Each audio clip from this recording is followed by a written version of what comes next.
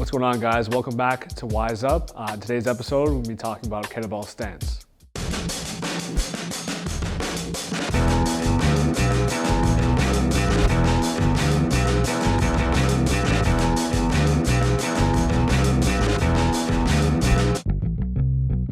So it's very common with the kettlebell swing. Clients usually assume a super wide stance, pointing the toes out just to kind of get the posterior chain involved automatically. We might even put people in that position, our clients, at the beginning, just to kind of get them used to using their hips a bit more and keeping their shin angle a bit more vertical. While this is all well and good, we don't want to get caught up into using one stance for the rest of our life. We want to gain what we can from other stances. All right, so not that the super wide stance isn't appropriate, narrowing up your stance from that super wide toes out position will give you a lot more torque with the movement. It might be a little bit more tricky to keep that shin angle vertical, but you'll find there's a lot more snap to the movement and it's a lot more powerful when you're doing it. So not to say that the toes out position isn't a good cue or a good habit to have when you're doing any type of swinging, deadlifting, even squatting, because you're actually involving the glutes a little bit more, making it easier to access.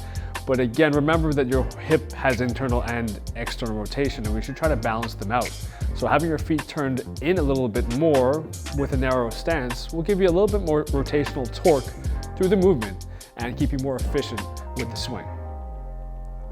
So another underutilized stance with the kettlebell swing is a stagger stance, where you have 1 foot forward and 1 foot a little bit behind you.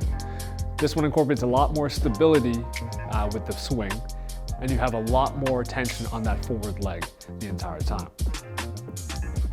Biggest mistakes with this one we see, people setting up super wide with the staggered stance. You don't really have much leverage with that. So try to keep your feet fairly close together, set up nice and strong, feel that stability first, and then start your swing.